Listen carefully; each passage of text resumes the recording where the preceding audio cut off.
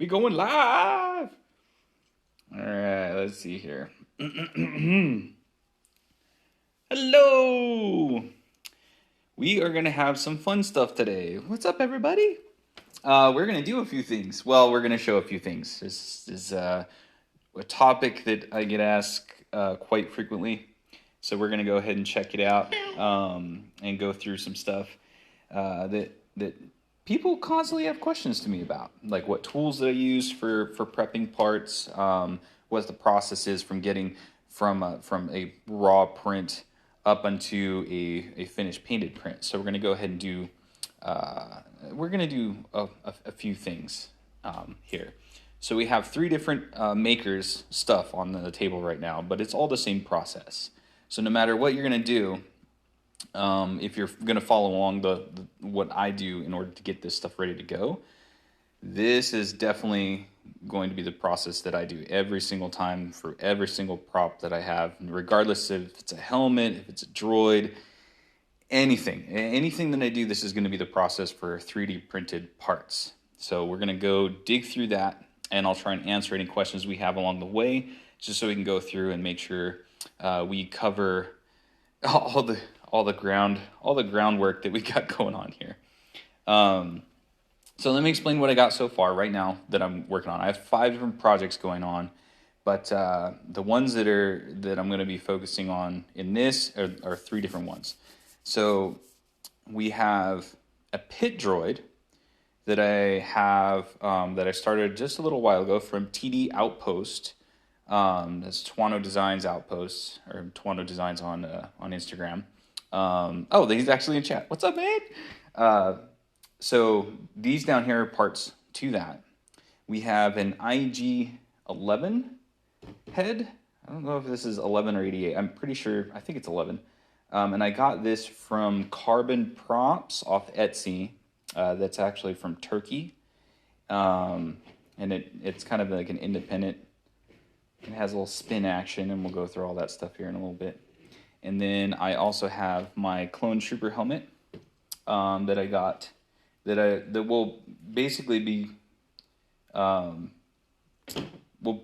pretty much be using this for a lot of the stuff, how to put props together, how to get certain things put together, and I'll just kind of go through that and show what my steps are for that. So that's what we're doing today. And the helmet itself is actually from, hold on here. I'm all mixed up with my shenanigans. So, the Clone Trooper helmet is actually from Print 3D KC. And we're going to go ahead and go over a whole bunch of stuff with this.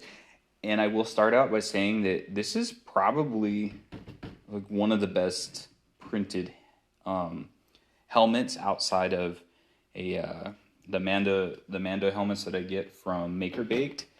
This is a really good print. I really like this. So we're gonna go through and almost do like a mini review on this, as well as why we're going through the steps that I use to put that together. All right. So, what up, Ugly Frog?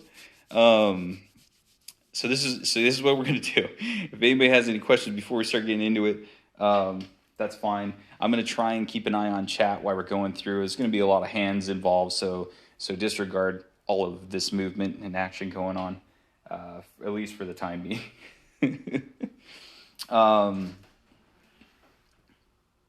So let's go ahead and get started. So we'll go ahead and talk about this guy first. So go ahead and talk about this clone helmet, because I feel like that's where a lot of people want to start off of anyway. So I'm going to throw this out of the way. All right. So I saw this helmet, or one of the guys hit me up on chat, Print 3D, and, he asked what I wanted. I told him what I wanted. I wanted an animated series clone.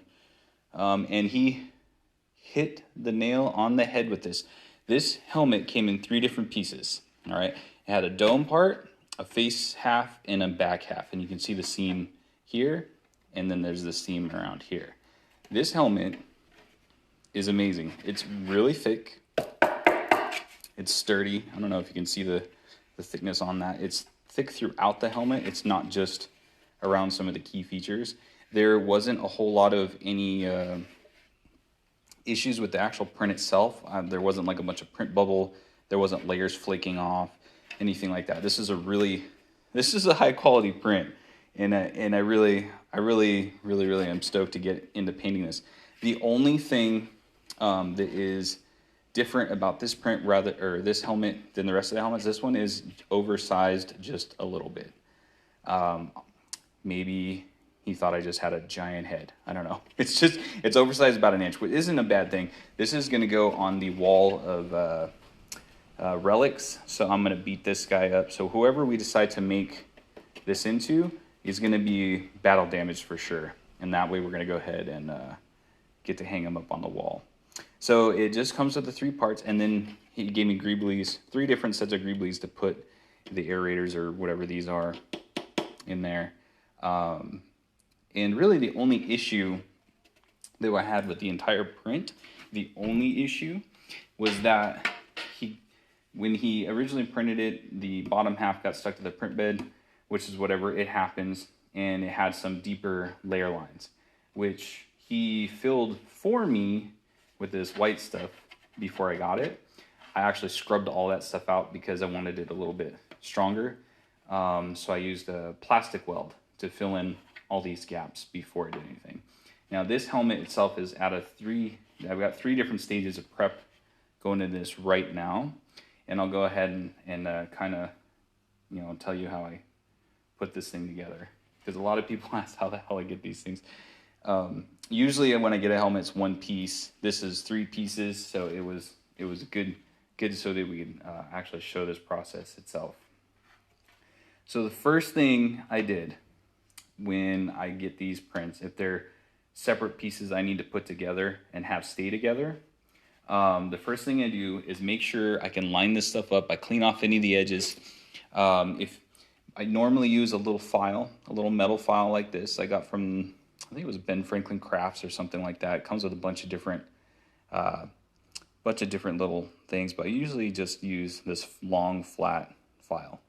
That's it. So if you have any layers or anything like this that kind of stands up a little bit, you just file that stuff smooth and you're good to go. So anytime you want to make sure your seams are nice and clean, these seams were clean already, so I didn't have to worry about it. Easy peasy. So what I did was Gorilla Glue, super glue. I just did a small bead along one side of the part, not a lot, just a small. I put them together on one side only. I didn't do both sides. I do one side at a time. Made sure that it was where it was supposed to be, where everything lined up, and I held it there for a few seconds until it semi-cured. Now, once I had that, I did that on the other side as well, just with running a bead and sticking it together. Now, once it's loosely stuck together, I did that again for the top half. So everything was put together in this configuration the way it's supposed to. Now, in no way, shape, or form is that make a sturdy helmet at all. Super glue alone is not going to keep your stuff together. If you were to drop this thing at like a convention, or if you're trooping, or if it just fell off a shelf and you only had super glue on this thing, it's gonna shatter into the 3 pieces that it came in. So as soon as I got all that super glue dried and cured, I went over all the seams with this stuff. It is DevCon Home Plastic Welder. This is a cream color, which, it doesn't matter what color it is because we're sanding it and we're going to be painting over it anyway. So this is what I do. I take this stuff. It's a 2-part epoxy. You just mix it up on a little plastic tray or whatever you have. Don't use paper. Don't use plastic. Don't use cardboard. I see a lot of people using cardboard when they're mixing Bondo or other things like this. And what it does is it actually takes a lot of the chemicals that make this stuff bond, and it absorbs into the cardboard, and then it doesn't cure right, and then you have issues. So when you're mixing a 2-part anything, always use it on something that's non-porous, like plastic or metal, something like that. So you're not gonna lose the bond that holds this stuff together. So after I got that all mixed in, I just smeared it in to all my joints. And you can still kind of see it all over here. This stuff has like about a 3 to 5 minute dry time. So I packed it in there. I just pushed it all in there. I didn't have to make it super, super smooth because I wasn't going to be worried about that. We're going to sand it. It wasn't a big deal. So I did it all along this, along the entire ridge, all the way around, and again on this seam here. So all my seams now have the plastic weld over the tops of them. So that's it. And if you have any deep gaps or anything, or deep layer lines, you can use the excess and kind of push it in there too. It basically has the same effect as if the people who are doing the UV resin cure stuff now, where you're painting your whole prop and UV resin curing it. That's essentially what this is doing without the UV. This is just, getting glue for our seams. So we want to keep it all in there. You could, after that, after you plastic weld it, you could leave it and that would be fine. And that would be completely fine. It'll keep your helmet together. Everything's pretty fancy and you don't have to worry about it coming apart. However, I took it one step further. Now, this is something that I've done a few times before, but it's mainly for helmets, because people drop helmets. They'll roll off a couch, they'll roll off a table, you drop them, that's what happens. I want to make sure that this is going to stay together. So on top of the super glue and on top of the plastic weld that we layered over the top and put in all our seams, I went and did an inner stitch weld. So you can kind of see that's what this is. Now, how we do this is probably the most simplest thing that you can possibly imagine. And it requires one thing, and besides me throwing stuff all over it's this. This is a wood burning or wood engraving tool. You can get this at any like craft store or anything like that. It has a set of different tips that come on it. It's basically a soldering iron built for burning wood. But you don't have to burn wood. That's whatever. We're going to use it to melt seams. So what I did is, once this bad boy gets hot, and if you're using one of these, be sure not to let this sit on a table or sit anywhere. It comes with a stand usually, so you don't have any problems with that. But make sure you're not letting this thing sit around, because this will start a fire. This will set your house on fire if you're not careful. So, grab one of these if you can, but when you're using it, be sure to know that there's no safety on and off switch. You plug it in and that's it. That's it. It will burn your house down if you're not careful. If you don't unplug it, it's still hot. But all you do, once this thing is nice and hot, I'm gonna bring this a little closer, is you just kind of dip it in and just drag it across. And you do that along the entire seam. So from start to finish, so this seam goes up and hits to the helmet rim, all the way around, and then all the way down this side. I stitched it all along there. And what that does is it actually fuses the plastic together from one side to the other and into the center itself. And I usually want to do like maybe a 1/4 inch on either side. So you start a 1/4 inch off one side of the seam and drag it a 1/4 inch all the way to the other side. Once you've done that, and you've done that around every single seam that you have inside your helmet, this thing is really, really, really sturdy. You do not have to worry about this coming apart at all. In fact, if you were to drop this or kicked it across the street, or threw it off a ladder, for whatever reason you might want to do that, it is not going to break at your seams. It'll separate between layers before it'll separate at the seam that you created, because the seam that you've created with this method is going to be stronger than anything that your print's gonna. I can pull. It's not pulling. It's not, yeah, it ain't coming apart. In fact, I've already done my drop test with this. And yes, I do this on most helmets that I get. It's so that I can see and adjust for how these things are going to react in the wild. So if I have a thin print and I drop it at home and it hits the ground in a contained situation, and if it breaks, I know how much I'm going to have to reinforce that helmet before I'm able to take it out into the wild. So every helmet I do a drop test. Now, I've already drop tested this once and nothing happened. And for science, I feel like we should do it again.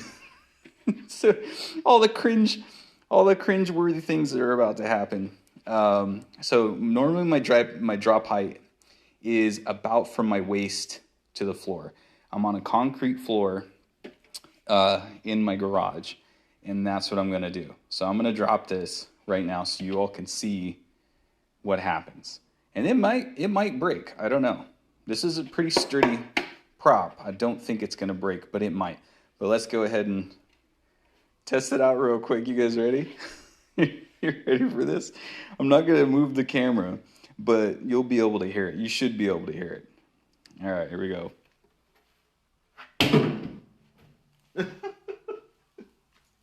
I don't know if you heard that, but I dropped it. It landed right here. Nothing happened. Didn't even scratch it. Oh, maybe there's a little something right there. No big. I think for science, we're going to do it again. All right, ready?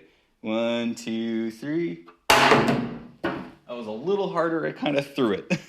I kind of threw it off to the side. Let's check it. Okay. Let's see.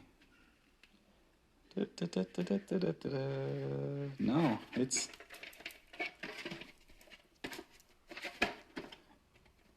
Oh, see, we got a crack. We got a little crack right here in the plastic, right in this bottom where I didn't seal it all the way. But that's it. I'm trying to pull it apart. Sorry.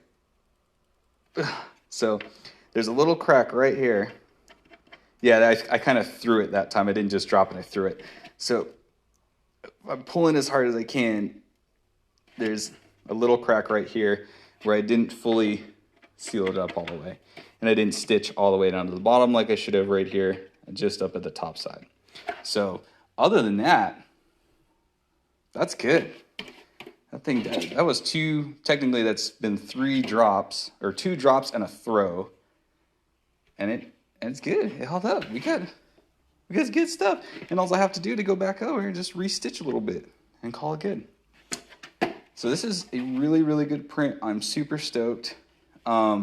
I can't praise this one enough. I think it's an awesome job. And it was really, really, really cheap. So I'm stoked on that too. So we'll move on. So after I seal all my seams, I get everything stitched together, everything's fine. The next step that I do with my props is I fill any of the super deep grooves with spot glaze. Now, it's this crap. There we go. This super glue 3D pen will work. I used it on my Rex helmet and dropped it pretty hard and didn't see any problem. Yeah, you could use a 3D pen. I've never used a 3D pen. I wouldn't know, but yeah. Oh, I was going to ask about restitching. Yeah, I can restitch that. That's no problem. As long as there's still material left there, you can restitch it, or you can take other material. Like, let's say you have a chunk of filament that came off of your print, like, as you know, you had to break pieces off or whatever. You could actually take that leftover filament and use your heat gun and melt that into the plastic crack to create a new bond. And then you could restitch over that. It's basically like glue. You can use it as heat, like hot glue. And then you have a solid plastic part all the way through again. So you could do that. Where and how much did you get that helmet from? So this helmet was from Print 3D KC. if I'm saying that right. I hope I'm saying that right. He's actually in chat right now, so you should be good. Right? Is that where I got it from? I'm just making sure. I have to double check everything, because if not, you never know what's going to happen. So yes, Print 3D KC. That's where I got this helmet from, and I believe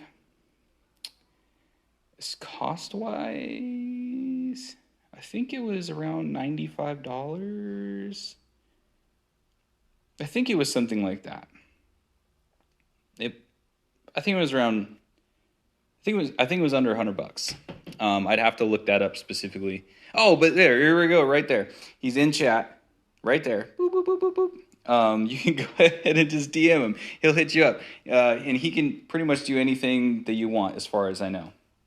But anyway, onward and upward. So yes, you can restitch these things with that method with the hot glue. If you have any other, if you don't have enough material in the prop itself, like let's say you have really, really thin walls or something. For instance, let's see if we can even see right here. See, this is still pretty thick, so I can still stitch right over it. But if I needed to, I just take any extra piece, or if I even have some other filament, I can just melt that filament onto this prop, smooth it out with and restitch, and it's fine. You don't have to worry about it. So you can restitch as long as you have the material there to stitch. So the next stage after we do all our stitching is we use the spot glazing putty. I only use this stuff on certain areas, that like difficult areas. I don't use this on the entire prop. I see a lot of people coating their entire helmets or entire props in this stuff and then have to sand it. And that is a bit of an undertaking, and I feel like you end up losing some detail and some lines in your prop when you do this, because plastic is sandable, so is this stuff. This stuff will sand before you hit the plastic, but that doesn't mean that you're not going to accidentally change the lines. And lines, I mean contours and shapes of the actual props themselves.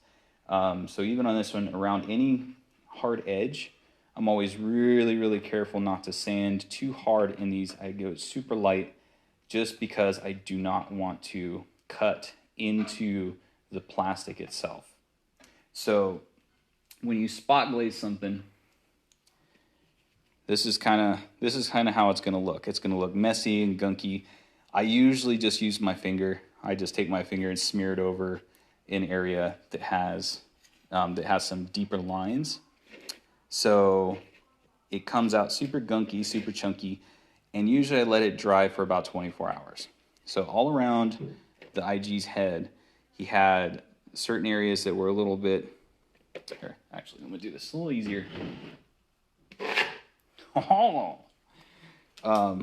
So like the top of his head, you can see all the layer lines here. It had some pretty deep grooves along the top. So I just did a quick fill, a quick skim coat over the top of this. And when I go back and sand it down, it'll be completely flush. But you want to do that with any deep layer lines that you have. So along top, this specifically it was smooth, pretty smooth all the way up to about here. And then you start getting layer lines. With most helmets, any dome, you start getting more of a layer line. So even here, it kind of does a little pyramid stepping. So once you get to this area, I will only spot glaze these areas. That's it. All the rest of this stuff, it looks like it has a lot more layer lines than it does. But when you spray over this with filler primer, it's going to fill and level all that stuff out, so you don't have to worry about it. So really only want to put the spot glaze putty in those deep areas. That way you're not running into issues where you have a whole helmet, the whole orange helmet that you have to sand like a crazy person. That's no fun. Also, when I sand, I don't sit and sand just like this. What I do is I wet sand everything. these are the only two sandpapers I use. I use a 320 for all the super, super heavy stuff if I have to knock down some stuff that I didn't get with my file. Is 320, but I rarely use this. Most of the time, I'm using this. It's 600 grit. This is almost like it's not quite like a polish, but is a super, super fine, wet sandpaper. I think this is made by Gator, G2. Yeah. So I wet sand everything, meaning I take my prop, my helmet, my leg pieces, whatever it is, and I go into my sink, and with just turn on the valve just a little bit so it's got a nice steady stream, and I put my prop under there and I wet sand the whole thing. Anywhere that I want to smooth out, if it's spot glazing putty, if it's a chunk of the plastic that's sticking up that I want to knock down, I do it in the sink. The reason why you wet sand is because this stuff will gunk up your sandpaper so fast because there's no water or there's nothing to get rid of it. It'll build up on your sandpaper, and then that chunk of sandpaper is no good, and it's done. So, for instance, and not only that, it's a mess, absolute mess. So with this, if you were to dry sand, you didn't do much sanding, and this whole chunk of paper is now clogged with this crap. And then you can't get that off. It's embedded into the paper. You have to wash this out in order to keep going. And to me, that's a huge waste of paper. And if you're doing a whole helmet or you're doing a lot of stuff, this is going to go by quickly. And it's not cheap. It's not super expensive, but it's not cheap. So tips and tricks: wet sand. Wet sand all your props. Under running water, when you're sanding under running water, it rinses off all the debris and all the particles away. It does not clog up your sandpaper. And it also allows you to feel, you'll be able to feel while you're sanding with the sandpaper how smooth things are going to be. And you'll get to a point where it's so smooth that you know that you won't even have to worry about it. So wet sandpaper, wet sand. I've come into contact with a lot of people who say, you can't wet sand this, you can't wet sand spot putty. Yes, you can. I've done it on every single prop that I've made, every helmet, I've never had a problem, not once. You do, however, have to make sure that after you've wet sanded everything, you have to let it dry before you paint.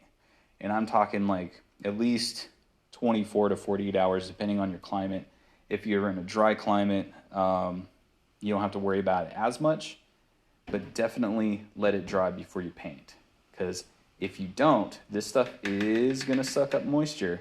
And if it does suck up moisture, it's not going to hold the paint. Your paint will bubble, and then you'll end up with peeling and flaking. You don't want to worry about you deal with that. That sucks. So wet sand after spot fill, and that's all you have to worry about. This helmet itself, as it sands, I only have to do spot putty on the rest of the mohawk, on this part of the dome, and in the seams that I have going on, and then that is done. And I can start painting it with my filler primer. And this is the filler primer that I use. Rust-Oleum filler primer. A lot of people who get just the gray primer and think it's the same, it is definitely not. What this does is has a high build, thicker formula. It's basically like liquid spray Bondo. So you want to make sure that if you're using primer to fill lines, you want to get a filler primer. It comes in gray and it comes in red. I've had a lot of issues with the red primer before, so I only get the gray. As far as dry times and all that stuff, the gray seems to work way better. I don't know what the difference is really, but I only use this one now. So Rust-Oleum's primer filler gray is what I use, and that's what I've been spraying on this. That's what I've sprayed on this, is what this is right now, and we'll go ahead and go through all that stuff here in a second. Okay, Montoya, what's going on, Montoya? It says, let's see. I've tried super glue and Gorilla Glue, and my PLA 2 isn't sticking together. Huh. Let's see, and try sanding the surfaces. You aren't doing that before the glue. I tried sanding the surfaces, and the glue holds strong. Barely put pressure, and it pops off. Interesting. Interesting. So glue issues. Okay. It might be due to temperature or cure time. So the super glues that I only use the Gorilla Glue super glue. Not because of any reason other than I know it holds really well. But like I said again, this stuff is just, I only use a super glue for putting the pieces together so that I can fuse them together. Because super glue itself is not going to hold your helmet together forever. In fact, if you put too much pressure on with just super glue, it will come apart. That's why I use the plastic weld and the stitch method on top of that. Because if you just use these by itself, it's not going to stay together. So that might be where you're running into the issue. I don't know the difference between these two super glues other than this one has a little brush and this one just a tip. Just a tip. So you might want to check out if you're using super glue and you're not sure what it's if it's working or not. I use these ones because I know they work. I've used the Crazy Glue and those other brands, and I haven't had any luck with those ones. So I stopped using those, and I only use the Gorilla Glue super glue. Just like I also use the Gorilla Glue Clear for a bunch of other stuff with props. You could use liquid nails. I feel like liquid nails is going to get the job done. It's just a little extra, and it has a lot more chemical in it. So when the chemical, it's almost rubbery. Liquid nails, I feel, stays rubbery over time, unless you're in a really dry climate, and then you might have an issue with paint sticking to it or flaking off of it in the long run. So the plastic weld is DevCon Home Plastic Welder. There you go. You screenshot it? This stuff is good. You can get this, probably you can even order this on Amazon. Hardware stores usually have this sitting around in the glue sections. So this is what I use over all my seams. In Hawaii. Oh, in Hawaii? Awesome. Oh, you're in Hawaii? Are you in Hawaii, Montoya? Did I just read that right? Anyway, sorry. All right, so we got seams, we got spot fill. Oh, nice. We got sanding. This is sand, by the way. This spot fill has been wet sanded, and it's dried for 24 hours. So if I wanted to, I could paint this right now. I wouldn't have any problems. Oh, you're on Eva. I don't go out to Eva. That's too far away. Eva's like, to me, Eva takes forever to get there. Ooh, gross. That was a stupid joke, but you probably heard it. Yes, welcome, Clan Shroud. DEFCON is definitely great. That's what I use. I suggest everybody use it. I actually have a bunch of different DEFCON products sitting around on my workbench just for different situations, i.e. I also have the 2-ton epoxy from them. And this is the clear. And this is, what did I use this for last night? What did I use this for? So just case in point. So this is what I mix, what I've been mixing on. This is a just leftover visor material. CA glue, yeah, zip kicker works pretty good. This is what I use to mix all my stuff on because it's non-absorbent. It's not going to absorb in, and then you get your popsicle stick off there. And since this is so smooth, it's built not to stick. So if you can keep reusing this. So if you have any leftover visor material, you can use that to mix on. Just as a little pro tip. And this does does make plastic stick really well. In fact, that's what I used this on last night. TD Outpost, who I got this droid from, this pit droid, and we'll go through the different processes on start to finish. As you can kind of see, this is like a couple coats of the gray primer. This is sanded and one coat of the silver. This is multiple coats of silver, and this goes on to paint and finish. So we'll go over that in a second, but I will show you.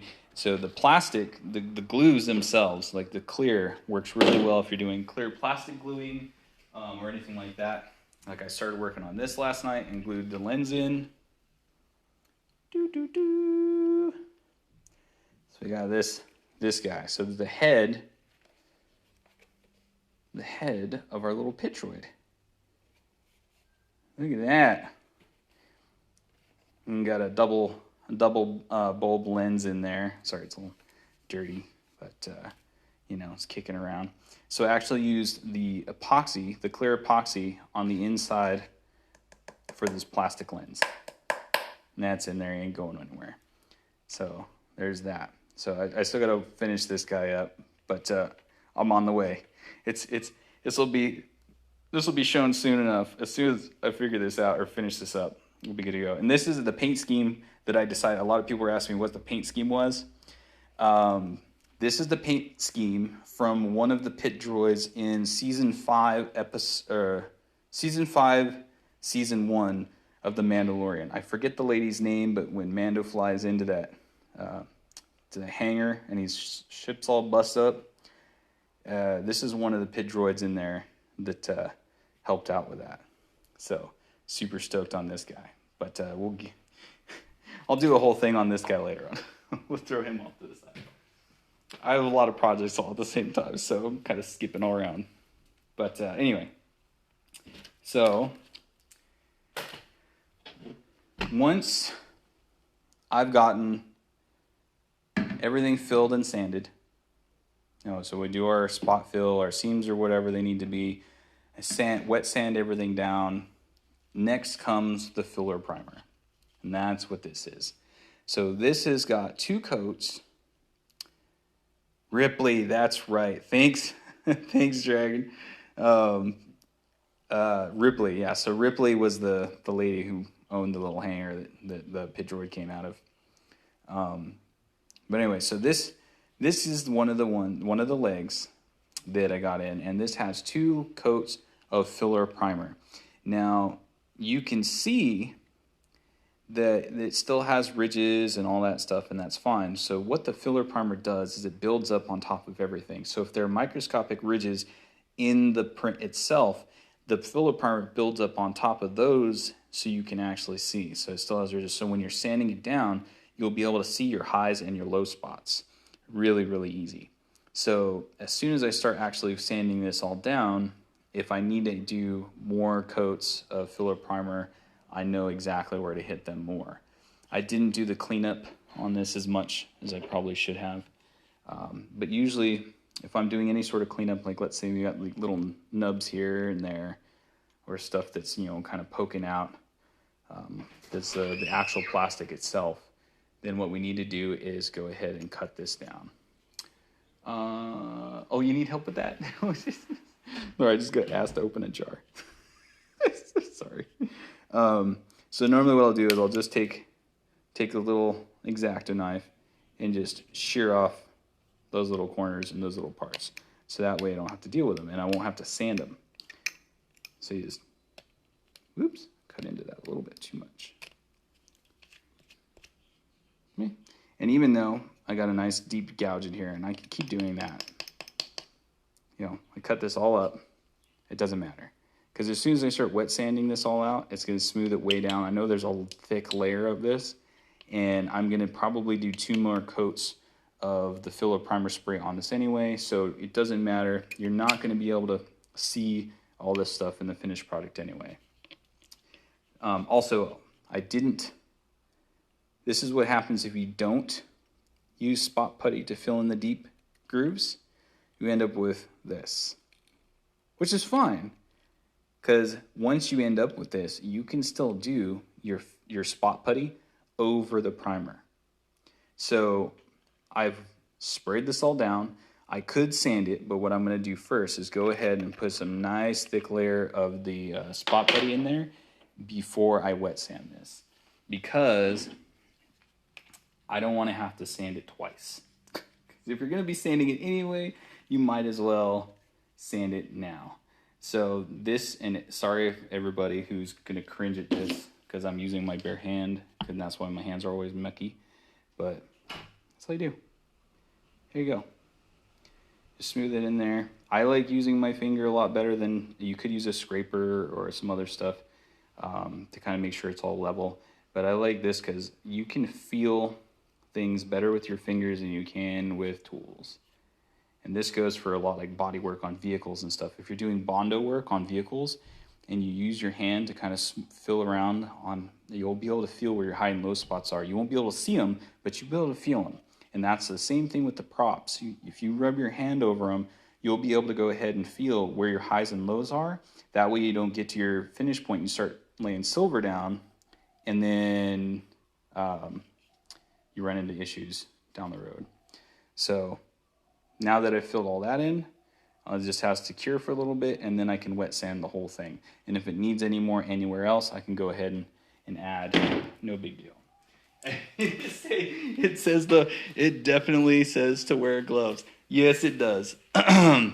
It does. But however, I don't follow directions all too well, especially when it comes to stuff like this.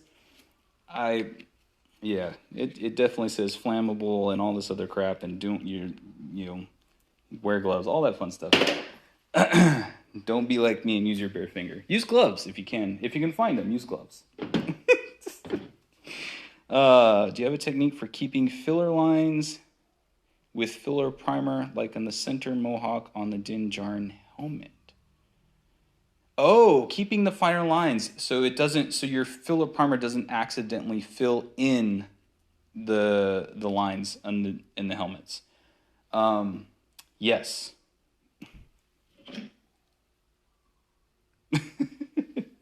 I'll explain. So I think this was happening. Was it happening on this one?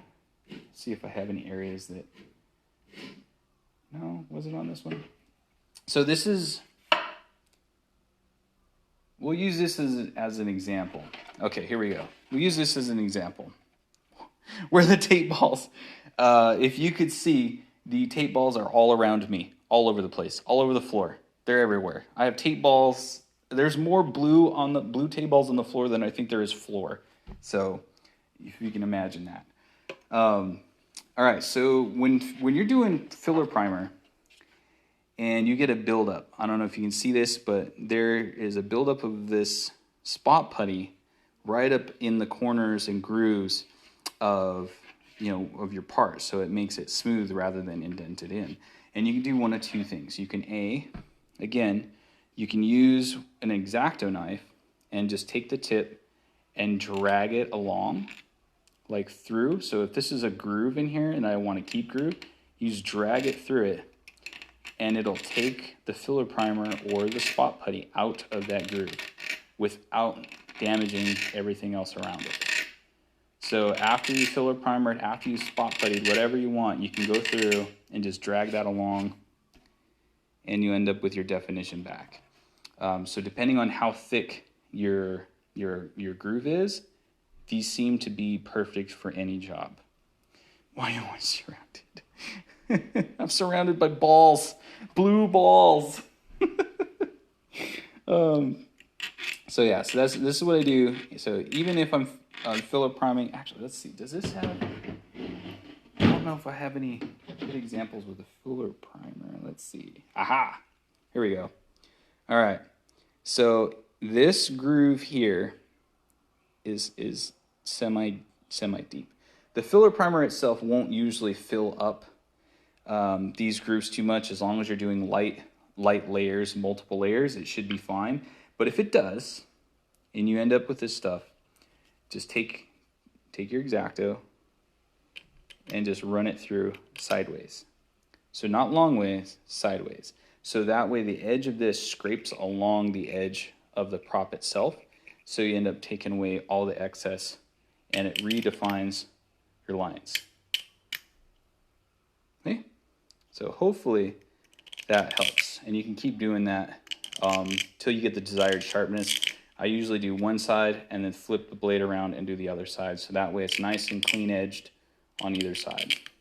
Now this itself here is actually part of the plastic.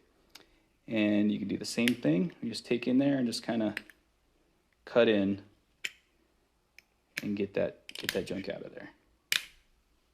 See? There you go. Yeah, it works. This stuff is it's the stuff that you don't think about with little things. You could also they also make picks. So you can use an X-Acto knife if you really want to. That's what I prefer because it has that sharp edge where you can actually scrape along the edge and make it super clean. But they sell at most hardware stores or craft stores sets of dental picks, and you can essentially do the exact same thing, but the dental picks are rounded, so they're little spikes, little bent hook spikes. They're round, so it doesn't get a super clean line. But if you're having a hard time, you really need to dig in there deep, I might use the dental pick rather than the scalpel or the X-Acto knife at first, just so it's a lot easier on you. You could use the dental pick to clean out the majority of it and then go back in and fine tune it with an X-Acto. And I think the dental picks are usually like 80 cents, something like that, depending on it. Unless you get a set, then it's like a couple bucks. Of course it comes back. Oh, look at that. Try and get rid of it, it comes back. So all the tools that I use are relatively really cheap and they're easy to get. So it's just the little things you want to use. So even like, we'll use that same example is here. There's a buildup right here of this junk. So when this hardens, this is going to be a nightmare. You'll just have to sand it out, or you just scrape along and get it out of there. And you can go the same way and scrape it out. And you end up with a nice clean edge again. And I could keep going and making this really, really nice, but to be honest, I'm sanding this thing anyway, so it's not going to matter. So as long as you get all your little nicks and stuff out of there, you should be good. Just a little X-Acto, and it like takes away hours and hours and hours of like headache. Because I will say, the majority of painting and making props look the way they're supposed to is prep work. That's with painting, anyway from painting cars to painting props, prep work. Everything in the prep work is going to make a vast difference. And I can show you a little bit of the difference in prep. I did this one kind of on purpose because I had a spare leg. I got a spare leg here. So this is a prop that I didn't do a lot of the filmer. I didn't sand enough. I just did two coats of filler primer and wet sanded it real quick and then sprayed my silver. And you can see we have some deep grooves, very obvious deep grooves through here that are exposed print lines. So all those divots and junk, even like right over here, some of the deep grooves there. So prep work, because when you go to your final paint, you're going to be able to see those. And certain lights, if you're taking photos of stuff, you're going to be able to see that stuff. And that's not necessarily what you want to have happen. Now, a lot of this you can hide with damage. Like if I do something and I'm like, oh crap, you can still see that through it, I can just do some damage over the top of that with textures and you won't be able to see it in the long run anyway. However, when you have nice, easy to see line work that's consistent through a whole prop, you can tell right out of the gate that's a 3D printed prop. So what I want to do is, for most of my stuff, is make sure that you can't tell that something's 3D printed. If people have to ask if it's 3D or resin cast, you did a good job. But this is my spare leg. It's just so I can show you the difference in what we're doing. So, like in this one, I did a little bit more fine tuning, except up here, because this is actually like a big divot. And I'm going to texture over that with damage, so you're not going to see that. And this is going to have a damage chunk in there. But if you want to see the difference, See, then drastically different.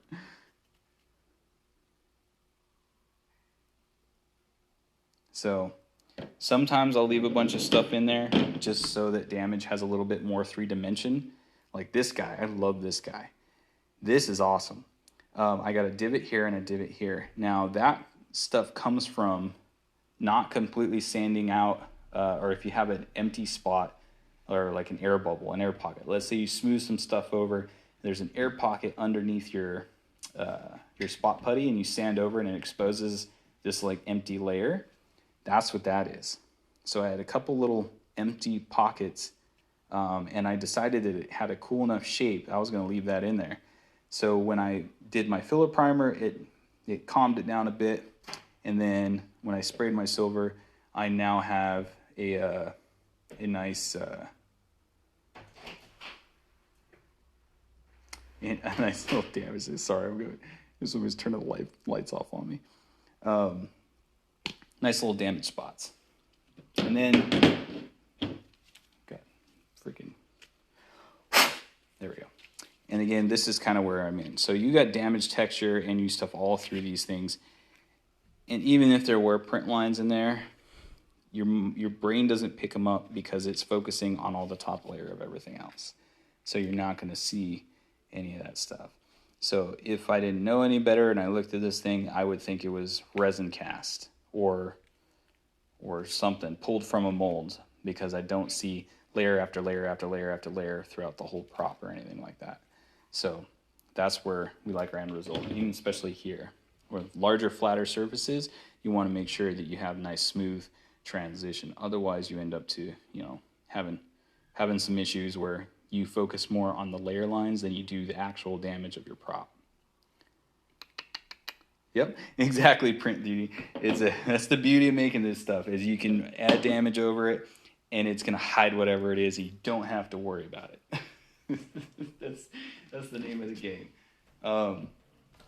Same thing with here. This is the lower, the hip joint of the pit droid, and it had heavy layers going through this thing, like up in here and stuff especially. But once you spray and once you get that damage texture in there, you're not going to be able to focus in on it, especially in a photo. Like this is close up. We're looking super close. You'll be able to see some of the layer lines. I didn't worry about that because technically that's way underneath. You're never going to see under there unless this guy's bent over showing you his butt. You're not going to see that.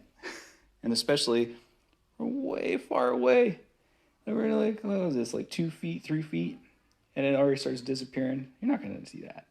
So if you're doing photos and stuff, or photo ops, you're not going to know. And this guy is probably going to have like a hula shirt and stuff on, a Aloha shirt, and we'll take him out on the beaches and stuff and pose him up with a Mai Tai or something, and do some touristy stuff. Just kind of poke fun. It'll be our traveling droid. Oh, thank you. You do some amazing work, bro. Thank Froggy. Do you use a technique for adding weathering? Several. If you mean for prep work and the prep work, I only use that every now and then. If I have that air pocket and I don't fill it in, I'll leave that. But otherwise, all the texture and weathering in the painting is all done in the painting process with tape balls. That's pretty much it.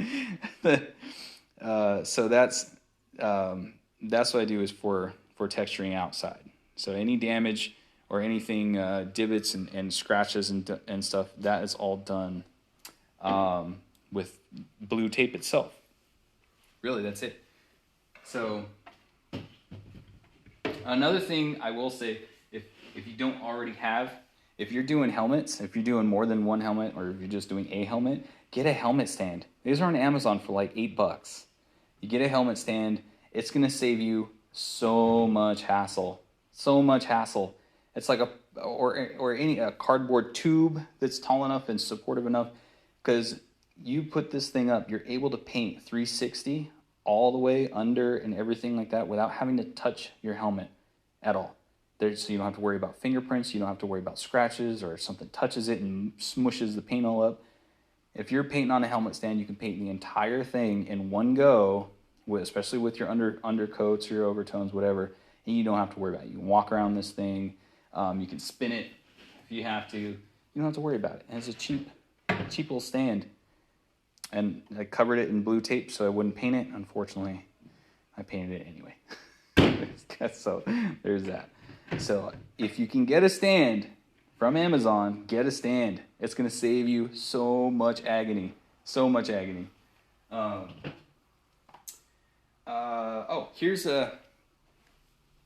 Sorry, I've completely forgot about this. The difference between just some spray, like how you, with the layer lines, you see the buildup of the spray, and after you wet sand for the first time.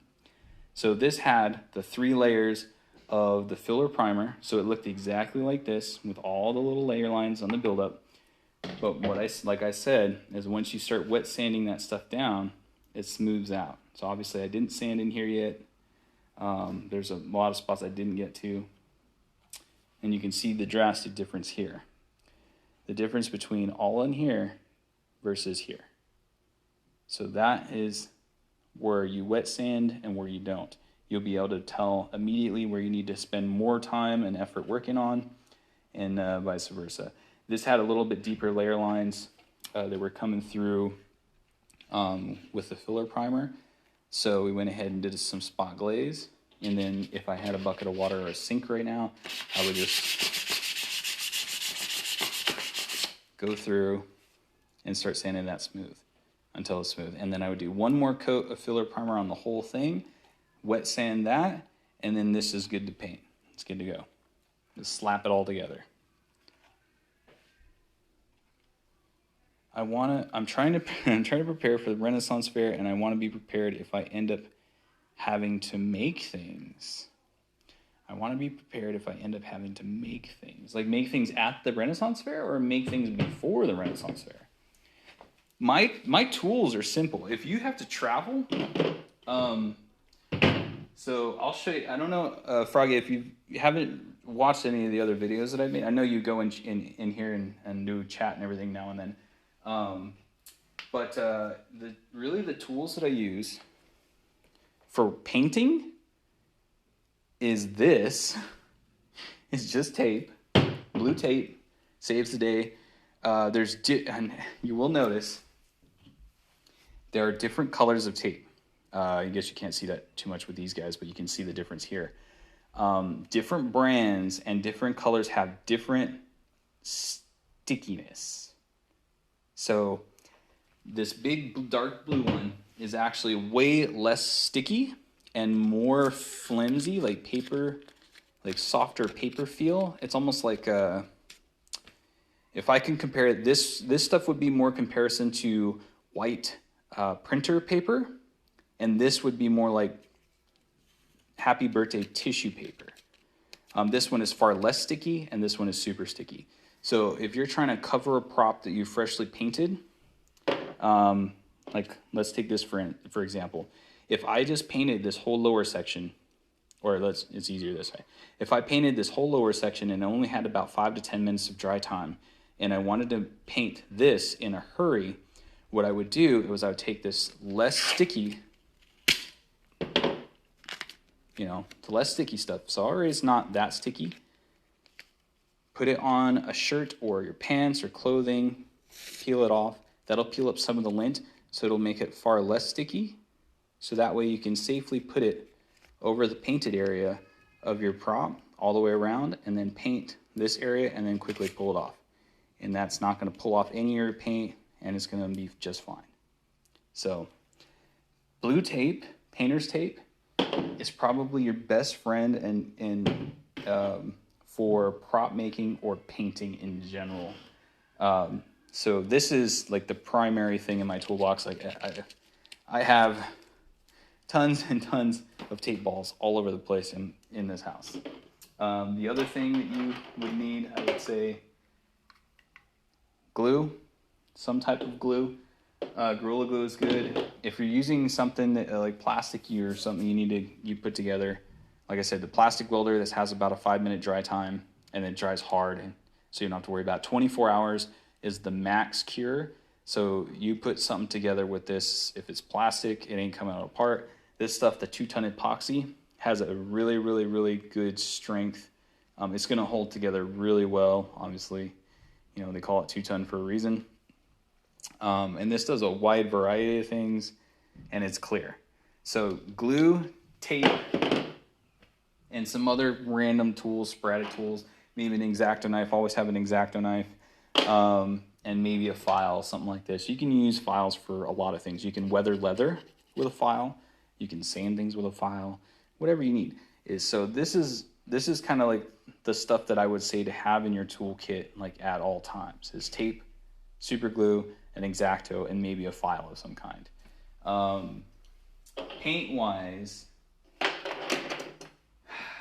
paint's a little different just because I got tons and tons and tons of paint, and I'm kind of like the last person to say, oh, you probably should carry less stuff, because I had a whole half a table full of paint over here. It's kind of you know, my thing. I like painting stuff. But yeah, so tools wise, super glue, some epoxy if need, a X-Acto knife, and maybe a file and some painter's tape. That's it. That's really all I use. Besides the hot tools now and then. You can get a hot glue gun. Hot glue guns are good in a pinch, so if something happens, you know, fabric comes undone, something like that, and you have an outlet, you can hot glue your fabric back together, and it'll stay for a long time, actually. You should be good without having to really worry about it.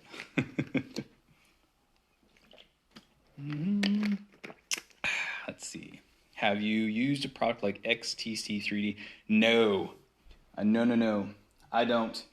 The reason I don't use that stuff, and the reason why I won't do the UV resin paint and cure, is because you will lose your definition. You will lose your detail, and it is so much harder to smooth these things out.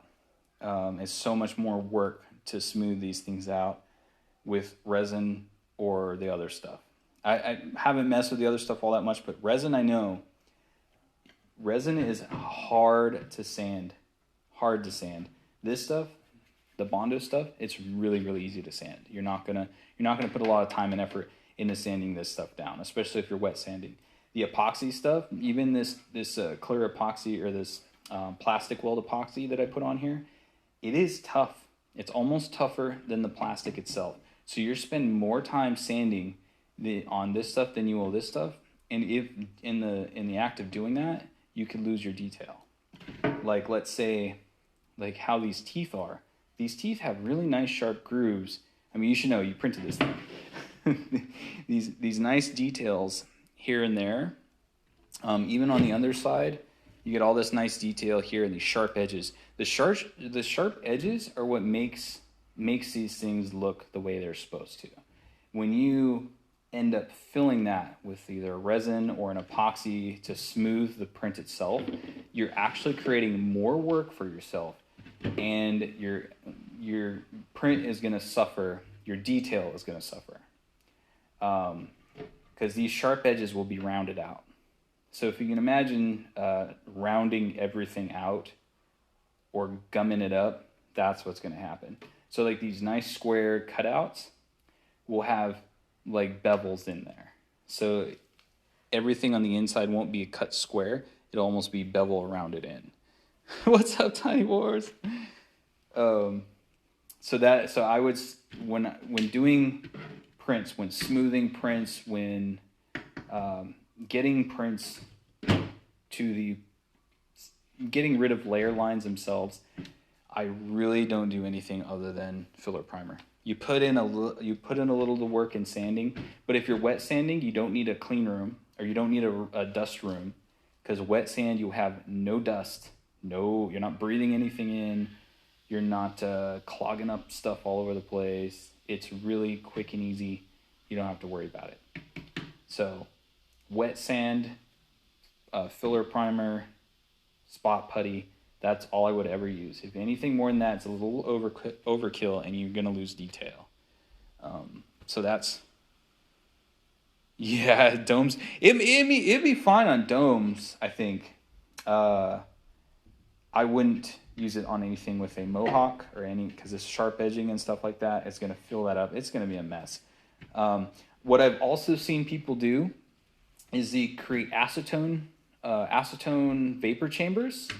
Basically a plastic box with a tub of acetone and a vent fan, because the acetone, when a freshly printed 3D prop sits with the acetone vapor will actually smooth out the layer lines a little bit because it's melting it technically on some sort of level. You do still have the same issue where it rounds your edges because it's melting them out a little bit. And I've seen that there's a few YouTube videos out there that actually have that process in there. I think you can just look it up. I think you just look up acetone for 3D prints and a bunch of stuff will come up. But you sacrifice detail. And that is the one thing that I stress that nobody ever do. Never sacrifice detail. That's like the hardest thing that I have with resin casts and resin printed helmets or resin printed things, is a lot of time you can't get those smooth, clean cut, crisp edges that you can with 3D printing. You just can't do it. There's a very select few prop makers that I know of that can get that. And when you see it, it's amazing and it's great and I love it. Like Minox Den, the helmet, I got a Mando helmet from him a long time ago and I painted it. And it is probably the crispiest, cleanest resin cast helmet that I've ever worked with. All the other resin helmets that I've ever had kind of, you end up with dips and you end up with dents and bulges. On the insides are never smooth. So I don't know if you've ever tried to put a visor or any sort of electronics in a resin cast helmet. It's a nightmare. The reason why I say it's a nightmare, because you can take this helmet and I have flat surfaces. I have flat surfaces for padding. I have indentations for things. I can fit things in here. My visor area is nice and smooth, so I know if I cut a visor and I push it down and secure it, it's going to stay in there. With resin cast helmets, the whole inside of the helmet is usually lumpy and uneven. So if you're trying to put stuff in there, like you're trying to put your visor in, you have to sand and grind all that lumpiness down to smooth it out in order to do that. And that is way more work and way more stuff to have to deal with in the long run. So I know a lot of people give people crap about 3D printed helmets, but in reality, if you want to get a resin cast helmet to be as clean all the way around and inside as a 3D helmet, you're going to be doing way more work on the resin helmet than you would with a 3D printed helmet. Facts. That's just facts. That works for ABS. Well, I've seen PLA doesn't do that, so I don't have to worry about it really. Yeah, there you go. Yeah. So that's that. Obviously, there are some advantages to having a resin. I mean, there's some advantages to resin cast as opposed to 3D printed. Like 3D printed, you can't leave in direct sunlight for long periods of time because it will melt. It will start melting. You'll have sagging and stuff like that. And that's happened to a helmet. That's happened to one of my helmets. I'm not immune to mishaps. I have a lot of mishaps. Tuano Designs knows that a couple of the stuff that I got from him broke almost immediately, so he had to send me out some replacements. It happens. So 3D printed stuff, it has some issues, but so does resin. So it's kind of what chore you want to end up with. I also like 3D prints because they're a lot lighter and they're a lot cooler, like temperature-wise. So when you're wearing it, you're not cooking as much in these as you would with a resin cast. But there we go. So hopefully I've covered a lot of the bases here. I don't know if I've skipped anything. I can't think off the top of my head if I've skipped over anything. But as a quick recap, one more question about the print itself. On the bottom, did you get that tiny wrapped piece off? Yes, I did. So there was the piece, I think it was on this side or this side, I can't remember. I just took my X-Acto knife, and I just kind of sawed underneath it, and the whole thing just flaked off. And same thing with over here. And you eventually, with an X-Acto knife, you can pretty much solve any problem with a 3D print. So it was easy peasy. Wasn't even a concern. But yeah, so there's that. So we'll do a quick recap. How we put these things together in the first place. A little bit of super glue for all your seams. Put this stuff together. Then go over it with your plastic weld, and then do your seam welding. If I can find what I did with my welder, my hot gun, I'll actually show you because we'll go ahead and just weld that piece back that I broke with when I threw the freaking thing off the side of the. Alright, let's see. Plug this bad boy in. It's gonna take a minute to heat up. So here's what we'll do. Here in a second, once this heats up enough, we'll go and I'll show you the actual process of doing that plastic weld. I kind of keep this up off the table a little bit so I don't start a fire. So while that's heating up, and we go over the welding process. Let's see. Turn my settings up. Okay, hadn't tuned the settings enough. I will say, dude, this is good. This is a good helmet. Out of all the helmets that I've purchased and all the props that I've purchased, I'm gonna say, my honest opinion is this is pretty much on the top tier.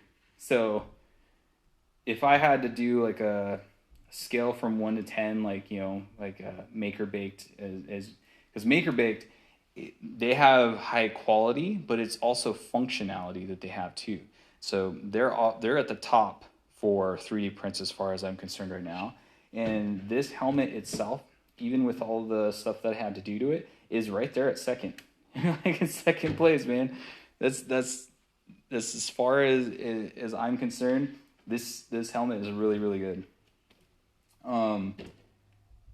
I've had less issues with this than I had almost everything that I've ever purchased ever. Like even for this, like listen, this came from Turkey. You can tell it's really thin, and the inside where this, it has a little tunnel that slips over this thing, because this whole thing is into a bunch of different pieces so it can spin. But the tunnel itself didn't print all the way. It had some issues, and it's super thin. So because it didn't all the way through, it's very fragile, and it's like coming apart. So I can peel it apart if you can kind of see that. So even this one, this was pretty expensive, as far as I can remember, has some issues. And Tawana stuff, I broke that stuff. I do a lot of stress tests on helmets just because, like I said before, I want to make sure that they're going to be good. And I don't want to send people to buy things that I wouldn't buy. Michael over at Resin Around does a segment sometimes that says, I buy things so you don't have to, which he buys stuff that necessarily isn't the greatest, so you can see, so you don't get tricked into buying it. So I kind of do that every now and then. I would buy several more helmets or several more things from you without any problems whatsoever. I have zero thought in it. If I buy it, I know I'm going to get a good thing. 3D prints will always have issues. Even the cleanest print will have something wrong. Yeah.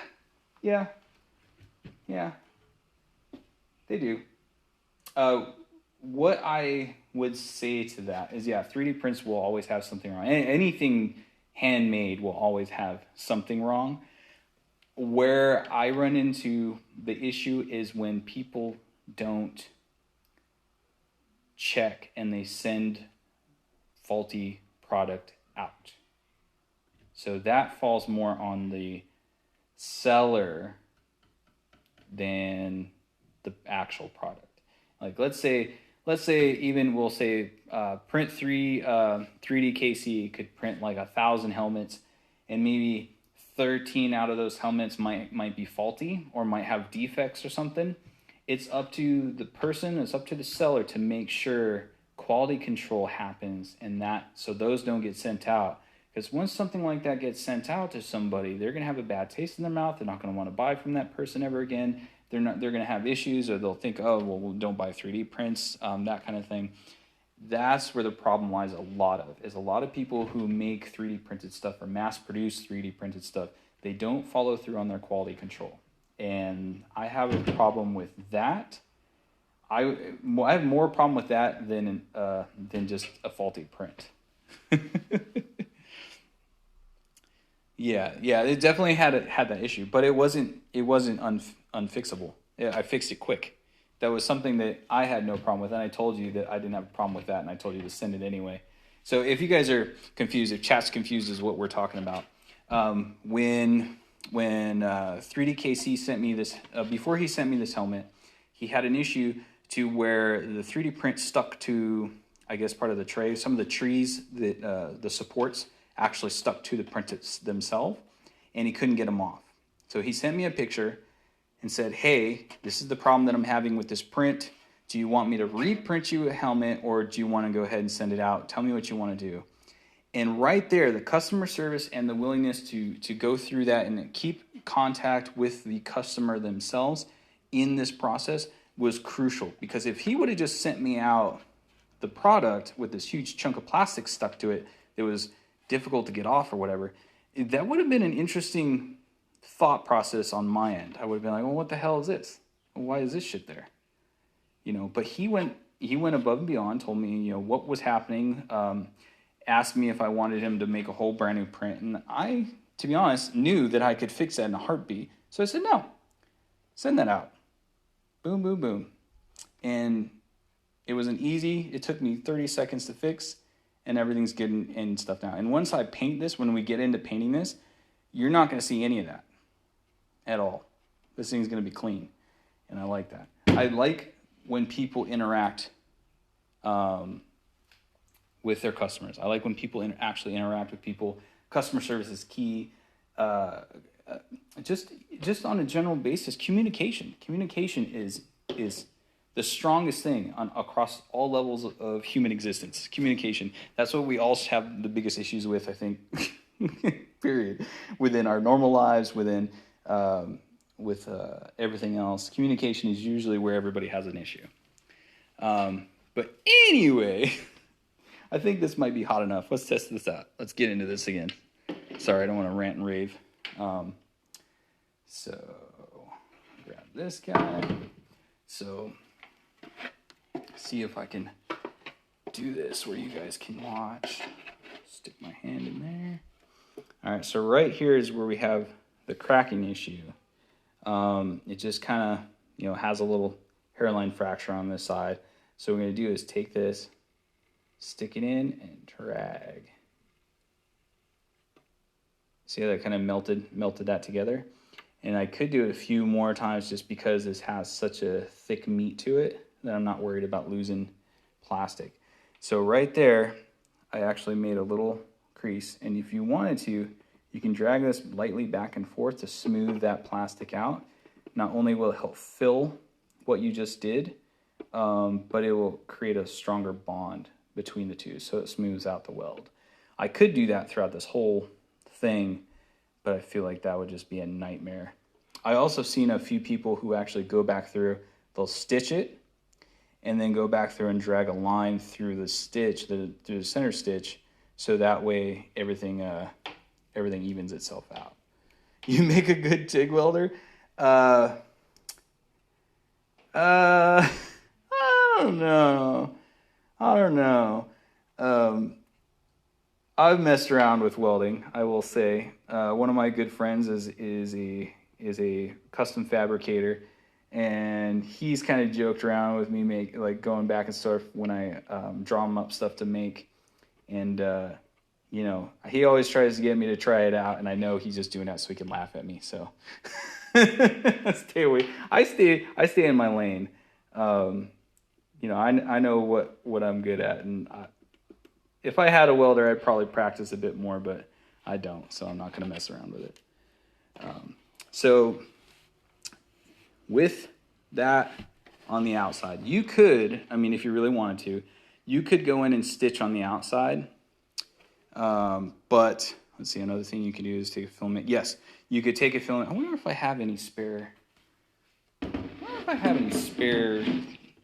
Stuff sitting around. Let's see. I know I've broken something somewhere. Huh. All right, I got boxes and boxes of crap everywhere. Let's see. There. I know I had filament somewhere. I got too much crap over here. I can't even see what I'm looking at. But yeah, so in theory, if I wanted to, almost like welding, is you would hold your rod and you would heat up the area and kind of drag your rod around, and it would melt the plastic back into this like a backfill. So that way you could actually like make sure that the weld doesn't have these hollow spots. You get an actual deep penetrating solid plastic weld all the way through. So you could do that. There's no problem with that whatsoever. And you could do as well as this. You go through and do a weld on the outside. You kind of just, although melting this stuff is always more fumy because it has the resin on it. So you take this. If I really wanted to, just drag through. Oh, it's not focusing too well. So if I wanted to just make a quick seam, just drag along the actual line itself. And you go kind of back and forth and fill that back in. And then when you use your filler epoxy primer, or your what's it called? Whatever your filler may be, it'll fill up the little divot that you just made, and you sand right over it, and then you got a really, really strong bond again, and you don't have to worry about it. So I'm just kind of pushing it all in, pushing it in. Boom. And a lot of this stuff too, you can razor off. So anything that sticks up that you don't want sticking up too much, you just razor right off. And then boom, the little crack that we formed from throwing the helmet on the ground like a mega beast is fixed. That simple. Boom! Done. All it takes is just a little. You don't even need practice. You don't really need anything to do this stuff. As long as you're doing it safe, you don't have to worry about it. You don't need experience, like a crap ton of experience just to do this stuff. I don't have a crap ton of experience with doing this stuff. I just do a lot of other stuff that's similar. What's up, Josh? It's not a soldering iron. You could use a soldering iron. You could. This is a wood burning tool. So it's made by the Plaid Company? Plaid Company. This is just a wood burning design tool. It's where people, take chunks of wood and burn ornate patterns and stuff into that. It's like a soldering iron, but it's for wood. So, and I like this better than a soldering iron because it comes with interchangeable tips. They have all kinds of these easy interchangeable tips that you can put in there. I don't know why it's not focusing. Well, anyway, and it's a little bit safer. Yeah. You can get this at Walmart. You can get it Ben Franklin Crafts, any craft store and stuff like that. You probably Amazon will send it right to your door, so you don't have to go anywhere. This is what I've been using for any plastic welding. That and super glue and the plastic welder epoxy, and that's all I'm ever going to need. Especially if I'm not constantly throwing these on the ground. Because I do that. I probably shouldn't have threw this one as hard as I did, but for science, I felt like we had to. For science! All right. Well, let me see. I think I covered all this stuff. Does anybody have any questions about the process itself. Anything else with prepping props or maintaining stuff before paint, any paint prep or anything like that you guys might have for me while I'm here and dancing around in a circle? No? I just slow typers. Sorry. I'm a little wiry today. It's okay. Get these out of the way. And I will finish this guy up soon. As soon as I get that freaking body sanded today, that's kind of been the bane of my existence right now. I'll get that sanded, and I'm actually going to go ahead and finish priming and prepping this helmet so I can layer a paint on there. Do I sand in between finish coats? Finish coats on this stuff, like with this? If I go from one layer to another with like the silver underlayers and stuff? Is that what you mean? I just learned about the plastic welding today. Jim Buckster, you sand in between finished coats. I will say the only time I'm sanding in between coats is with filler primer. After I've sanded everything down filler primer wise, so when I go from this to this is the last sanding that I do, period. I don't, after I'm done, I have my final coat of filler primer on here to where I want it. I'll do a quick sand over that to smooth all the debris off of it, because it will leave a little grit. It'll leave a little grit on there if you do like a last coat and you leave a little grit on it. That's fine if you want to, but I feel like you get a more polished shine if you wet sand another quick sand over with the 600 wet sanding over your last coat, just as a finished quick once over to knock it back down a little bit. I don't hard sand. It's just a quick, like, really easy. But after that's done, I don't sand anymore. So once it's to this point, I spray over my silver, do like 2 or 3 coats of the silver. Sometimes I'll do like a one coat, let it dry for 10 minutes, do another coat, let it sit for 24 hours, and then spray a third coat and let that sit for 24 hours, and then I go right to painting. But I don't sand in between layers for this. When do you clear coat? Like when you paint and wear and tear? I don't clear coat anything. And that goes as a shocker to a lot of people. 600 on the last 600 for sorry, I'll come back to that, Montoya. I use 600. Once I get all the heavy layer lines down, I'll use 600 the rest of the time. I won't switch it up after that. Even like if I do a few more layers of the primer, I'll just 600 the whole time. I won't change it up. So I think I use the 380 or whatever it is, like just in the initial first couple coats of filler primer, and then the rest is all 600. Yes, so going back to Montoya, I don't clear coat anything for a few reasons. For one, when I'm using the Montana Gold paints, I don't need to use a clear coat because it's acrylic base and it's protected and has a shine to it right out of the gate. As you can kind of see with this, it's shiny not just in the metal parts, but it's got a nice shine, it's like a satin finish all the way around.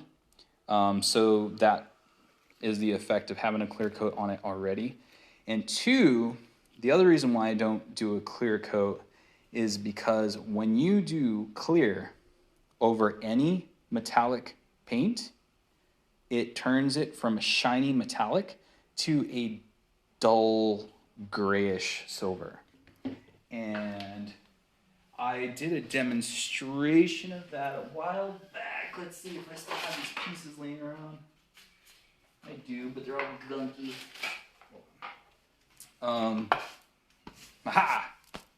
Okay, here's an example. Throw this one on the ground. I don't need it. So here is where I did a demonstration of two different versions. So this version, I tried polishing. I used the car polish to try and see what it would do to the paint itself, to see if I could shine that up a bit more. It just dulled it out. It's fine. It's whatever. So this is a clear coat. So this is this, but with a clear coat. This is what happens. You go from super shiny silver to almost like a dull reflective gray. So it has a shiny clear to it, but since the light from like the sun or light itself has to penetrate through an extra layer, it doesn't allow any of the reflectiveness from the paint itself to come back as much. So you end up with a duller, not as shiny look. So you go from this to this.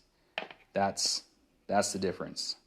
And this is why I don't clear coat anything anymore, because that sucks. I hate when that happens.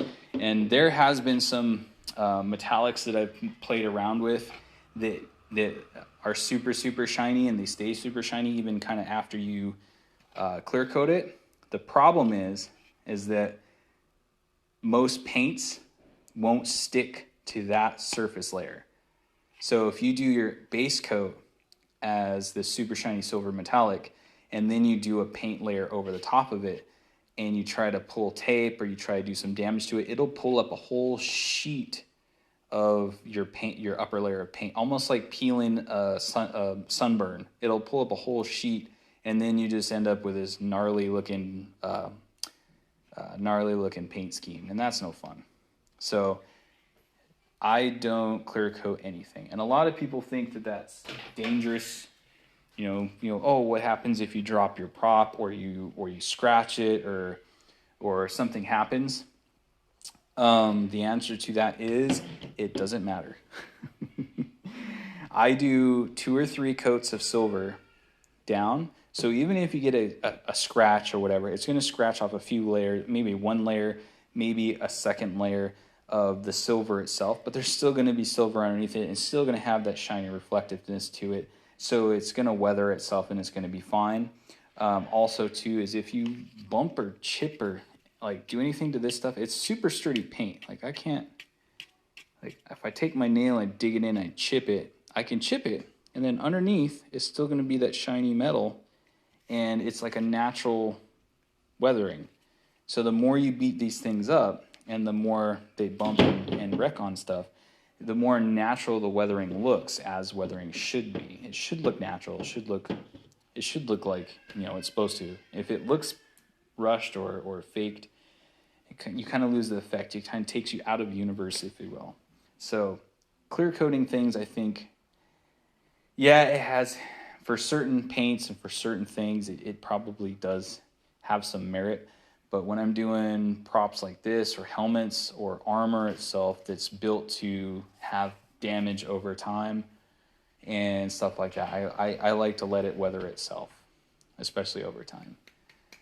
I don't like to clear coat it because I don't know. And 2, when I'm doing paint textures and shadowing and stuff like that over the tops of all this stuff, I use acrylic as well, and I feel like the acrylic layers look good because they weather down matte colored and matte finish.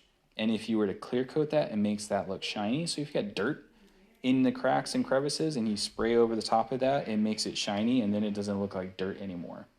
And I had that happen with a Stormtrooper helmet. I did a Stormtrooper helmet with red, I had the red stripes, and I had all this dirt and weathering, and it all looked realistic, and I clear coated it, and that I have shiny dirt on my helmet now.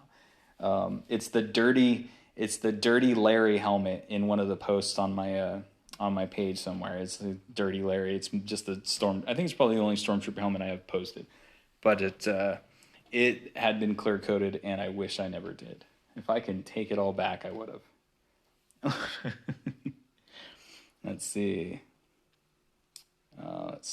I use last coat. I laid down some black base on a helmet. Ooh, working on a smooth metal finish, best card finish with some weathering.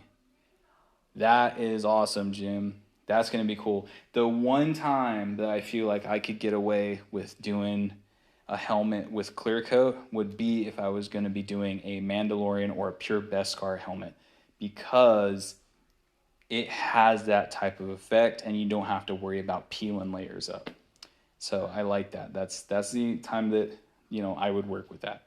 The other stuff too is I've been looking at the Alum Luster, or I forget what the other name of that stuff is.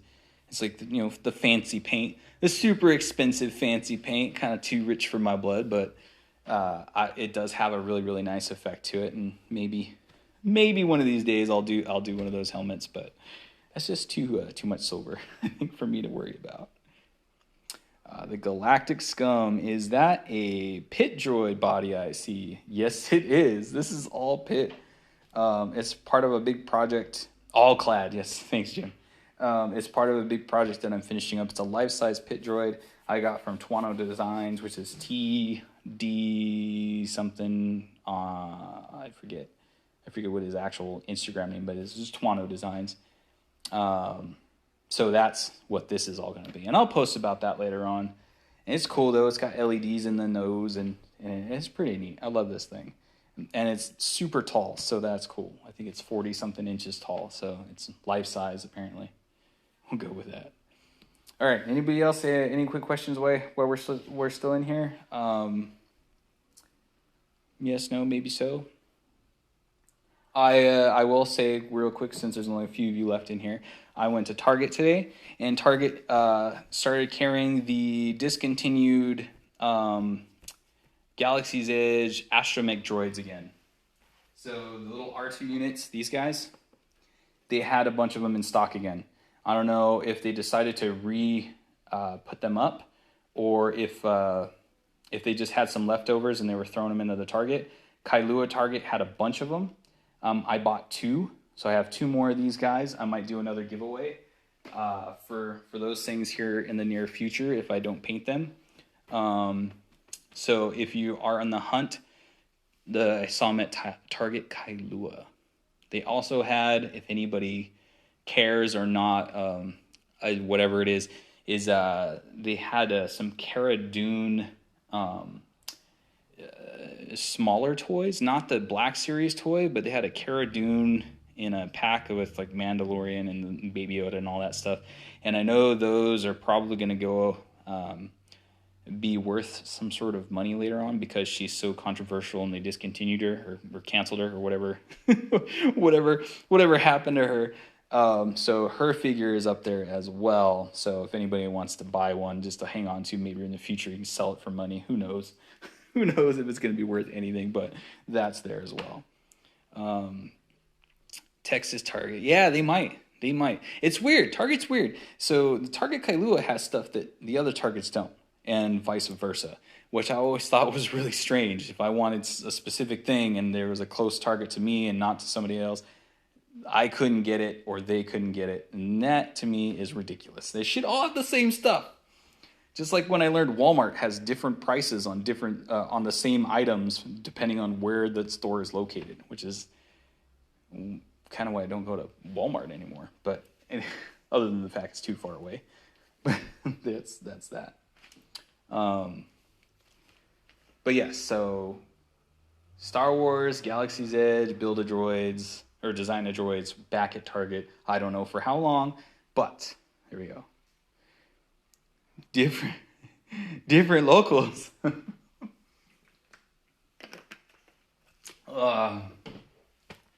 Oh, yeah, Costco does the same thing. Yeah.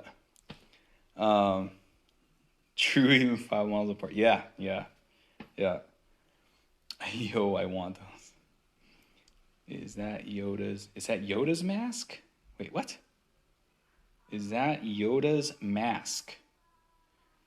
I don't know what you're referring to. David? Dahvit? What do you mean? Is that Yoda's mask? This? Uh-oh. No. No, Yoda doesn't wear a mask. You're about to upset a bunch of people. It's okay, everybody. It's fine. Leave him alone. Um, Yoda when he fought Grievous. No. No, so this is a clone trooper this is an animated version clone trooper helmet, and this is an IG-11 or IG-88 depending on. Haven't even looked at the differences, but that's that droid head. No, I'm just trolling. I thought so. I was like, man, I don't know what's going on here, but don't he's he's just making fun. It's all right. It's all right. It's all good. Do you make Mando helmets too? Do I make Mando helmets? I'm working on a short film. The real Jobs? You asking me if I make these? Like if I print these? I don't print anything. Make Bo-Katan's helmet. Make Bo-Katan's helmet. Which one? Which one? You're talking about from live action or from the Clone Wars series or... I didn't make one. I painted... I did a repaint on a friend's helmet. A friend of mine who is actually Go-Getter Greg's wife, she had a Bo-Katan helmet that was broken and stuff that she wanted fixed, and I helped her out with that because she's nice and everything like that. But from live action, so you mean like this? You mean like this guy? Or lady, as you were, this one? I just got this in the mail today. This is from another maker. And I was going to do a review and stuff on this later on, probably in another video. But just as a heads up, since you brought it up, there she is, the live-action Bo-Katan helmet. From where? So this one is from Galactic Armory. Now, there's some issues that I have with it right out of the gate, but we'll talk about... that's for another video, so we'll do at a different time. I just opened it today, so galacticarmory.com or on Instagram, Galactic Armory, I believe. Send a request for the Hobbs so he can go live with you. Send a request for Hobbs. Who's Hobbs? Okay, Hobbs, the one in chat. What's up, Maker Baked? Maker Baked knows what my thoughts are so far. So yeah, I'll talk about that helmet at another time. But as far as other stuff goes, I will be doing a Bo-Katan. Grizzly Mountains design collab. They did together. Which is fine. It's cool. I'm going to paint it, and I'll make it look pretty. Maker Baked, who just sort of rolled up in chat, needs to hurry up with them new prints they're making, so I can buy a whole bunch of them, because I love them. Do I sell any of the creations? Do you also do body pieces like fetch chest pieces? Yes, I do. I do everything. I do full Mando kits. I paint them. I don't print them. I print nothing. I don't know how to work a 3D printer. I don't have the software for the 3D printer. I don't own one. I buy 3D prints from all kinds of different people, and I prep them, paint them, and wear them or hide them in my house somewhere. See, do you sell any of these creations? I don't sell stuff. However, I want to get a whole set of gear for a short film. So if you're shooting a film for yourself,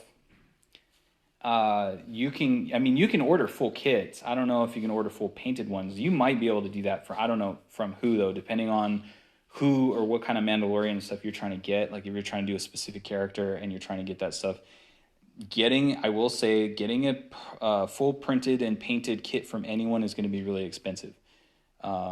So be careful with that, but it is going to be really expensive. You can buy kits and paint them yourself. I have a lot of tutorials on my YouTube channel and on my IGTV that show you how to paint these things. So if you just want to buy a kit, you can buy one outright and then do all the painting yourself, and it should be, you know, super fun. I don't know anybody who's going to lend out full kit 500 range or like 800 range. It might be more than that. If you're talking a full kit with armor and soft parts and all that stuff, I mean, I know people who sell soft parts, which is just the undersuit for like $800. So you gotta be the best thing to do would be to look up Mando groups in your area, because there should be a whole Mando Mercs group in your area, and you might be able to just have them come and film with you, or see if they would help you out with the actual kits or something. That would be probably easier. Let's see, Gusman, can you go back to my question from earlier? What did you ask, Gusman? I'm scrolling. Like, how is it? Wait. Oh, how's it back on the island? I moved about a year ago before the pandemic. Just curious, how is life since? So as far as Oahu's concerned, it's almost back to normal life. Like, we're going to move in tier 4, probably in the next like week or so. We're in tier 3 right now, so really everything's open. The only thing that's not open is bars. I don't think bars or strip clubs or clubs or something aren't open, but they should open soon. So restaurants are back in full swing. Everything's pretty much back to normal. Besides wearing a mask everywhere you go, I mean, everything's pretty normal. It's kind of windy out right now and a little rainy on Big Island, but other than that, it's not too bad. Where do you get an undersuit and what do they look like? Where do you get an undersuit and what do they look like? They look like coveralls, basically, depending on who you're trying to look like, character-wise. There's different stuff. The easiest thing to do if you're just doing a short film is go on Amazon, and you can probably get an undersuit from Amazon for like a costume suit, or Ruby's, stuff like that. You can buy tactical pants and shirts and stuff like. Oh yeah, it's like Maker Bake said, you do tactical pants and shirts. Oh, there you go. Just go to MakerBake 3D's website, and they have all that stuff listed. So they have it pinned, so you can actually look on there and use it as a reference. Let's see. I'm missing questions here. You have to buy a kit and have somebody paint it, and then extra stuff. Yeah, it's expensive if you have somebody else paint it. Captain Rex full armor set would also be super dope. Yes, any clone trooper would be amazing. That's like my second favorite. How much are full kits and that will be painted by you? The only thing is I really don't paint kits for people. I've been asked by several individuals to do stuff for, and I've been asked by people even in I don't want to say higher up places, but people in California I've been asked to do stuff for, and I haven't said yes yet. I'm still thinking about it. I do every now and then will paint helmets, do a full custom helmet, and Maker Baked will sell it on their website. I've done that a few times, or if one of my friends needs help with theirs, like Christine did, I will paint that for her. Or for people, it happens. Let's see, a real great guide for parts, Maker Bake, let me follow you, yeah. Imperial surplus for clones and Maker Baked for Mandos. Yes. Maker Bake for sure has some of the best Mandalorian kits, period, that I've ever come across. That goes with functionality as well. I mean, their kits are pretty much ready to go, electronics ready, all that stuff. Everything you do is good. I've never had an issue with a Maker Baked part ever. So they get the gold star stamp of approval as far as I'm concerned. Wouldn't Vader be the easiest because it's almost black? No. I would say a Vader helmet would probably be the biggest pain in the ass out of all the helmets you could possibly paint.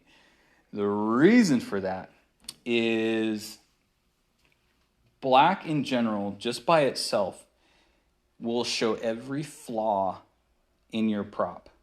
Every flaw.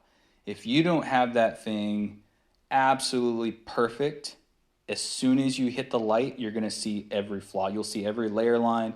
You'll see every dimple. You'll see every crease, every not sanded smooth part, something that you missed. The whole thing will be completely visible in light. So usually when doing Vader helmets, they're cast. You have to get a really good pull from a resin cast or plastic vacuum formed, because once you paint it black, there's no turning back. It is absolutely terrifying. Even hydro dipped, because the act of hydro dipping, you're just taking the part and you're dipping it into the paint itself. What I'm speaking about is the prep work beforehand. You have to have a prop that is as smooth as glass over every surface before you do the paint work. And so that's really where the nightmare comes from. It's like a black car. Black cars are the hardest to keep safe, because you drive through a windy enough thing and stuff, grains of sand hit your car, whatever it is, you're going to see every scratch, every piece of dirt, everything on there. So not only doing the helmet is kind of a nightmare, but the upkeep on those helmets is probably terrifying as well. Let's see.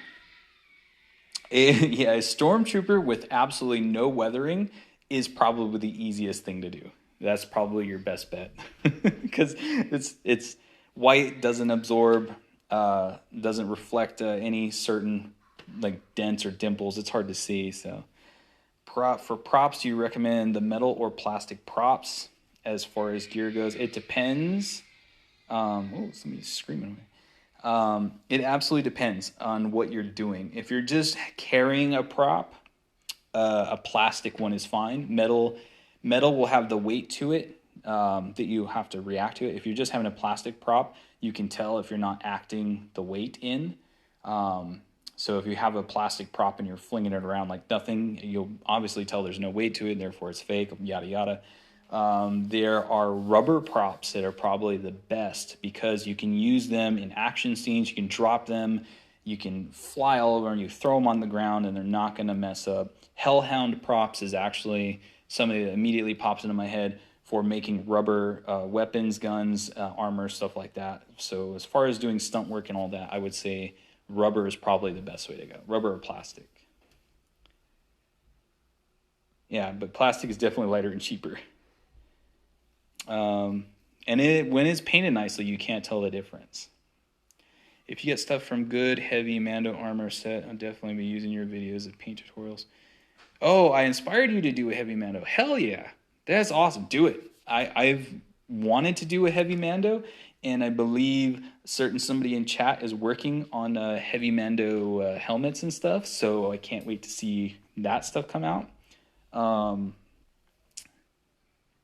And they're awesome, by the way, too. I mean, when I say customer service is important to me, and prop, the way that something is made, functionality and heft is important. That's why I picked them. But anyway, sorry.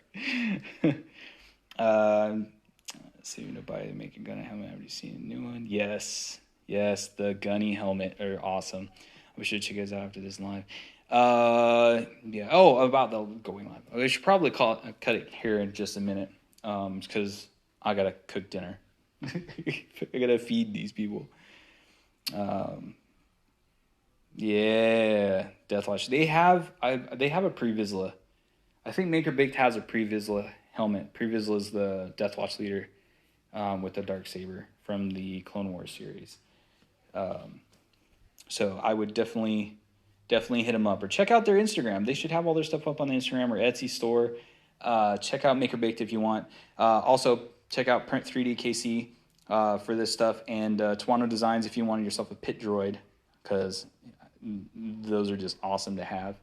I don't know anybody who doesn't just want one of these chilling. I'm watching it. I forgot his name. My bad. I watched it long ago. Oh, yeah. No worries.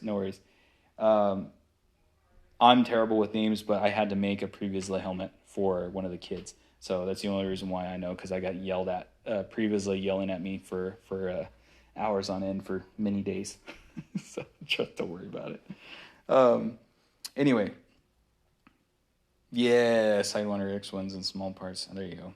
All right, guys. So what I'm gonna do is I'm gonna go ahead and call it.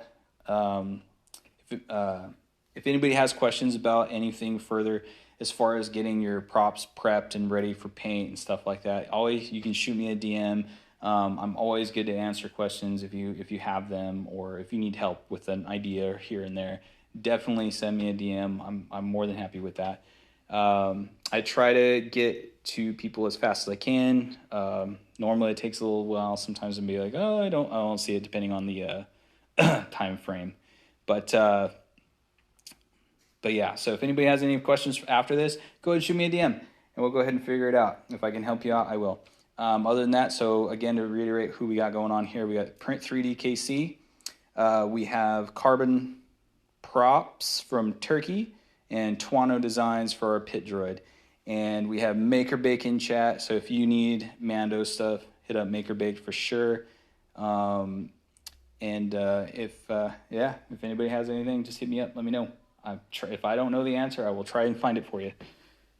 See you around. Yeah, man. Try it. Stay safe in the mainland. I know you said you moved just a little bit ago, and that sucks. But stay safe, everybody. Stay concerned, whatever that means to you. And we'll catch you guys later. All right? Yeah. Oh, also, soon I'll do another giveaway. Just so you know. We'll do another giveaway soon. Yeah. All right, guys. Shoots. I'll see you later. Thanks all for coming in. I appreciate it.